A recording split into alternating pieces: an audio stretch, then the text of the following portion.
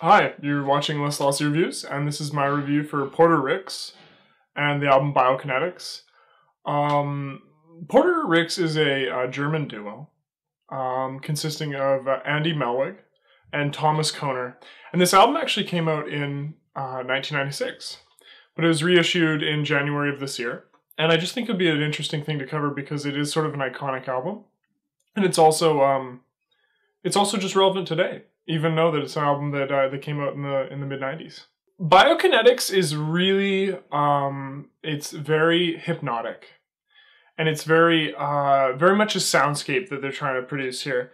It's just a very like solid wall of sound that sort of like tumbles throughout the album, and it doesn't really develop in too many different ways, but what it does do is it's very streamlined throughout the entire album. One thing about Biokinetics is it's a very repetitive album, and although that's sort of a trait of some electronic styles, it's specifically true for ambient, and it's specifically true for this album. Repetition is key on this album. A lot of the things that like the synth, the kick drums, the and just the bass are repeated throughout the songs like countless times to create this sort of just like tumbling wall of sound towards you. One of my favorite things in music is evident on this album. I love scaling. Now what scaling is it's when something goes from a very small amount of noise, very few instrumental items within a song, and it slowly develops over the period of that album. On Biokinetics, you'll start with probably something like a bass note.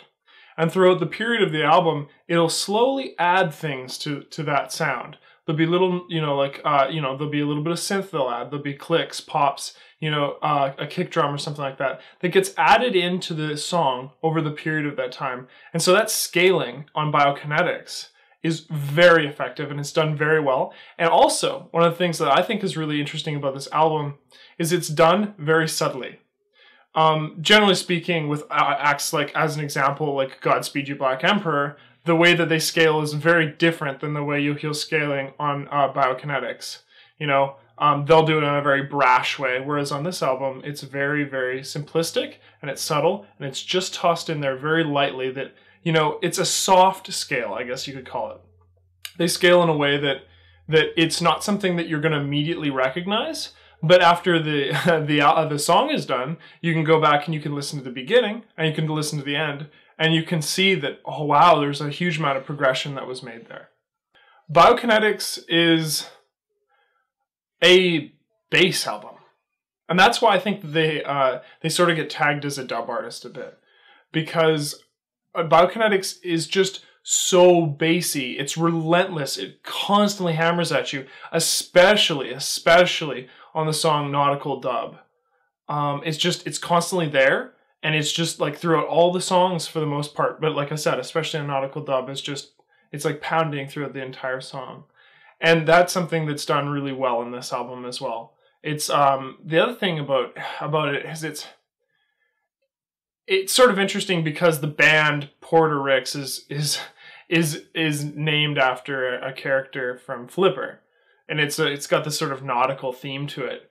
But on this album, the bass sounds like it's constantly submerged. Like it has a very subaquatic feel to it, and that's something you'll hear a lot of people that have reviewed this album say it's very subaquatic, and it's true. That's not something that's sort of, you're going to hear from one reviewer. You're going to hear it from everyone, because the bass sounds so distorted, but it's still significantly bass. And it's distorted in a way that's again, sort of a soft, subtle distort, where you really feel like your head is submerged underwater. So in terms of the theme elements on Biokinetics, I mentioned earlier that, I think that it's a very subaquatic album. And I think that when I'm listening to this album, I'm really feeling as if I'm underwater and sort of, and just slowly falling down, unable to, sort of almost paralyzed in movement.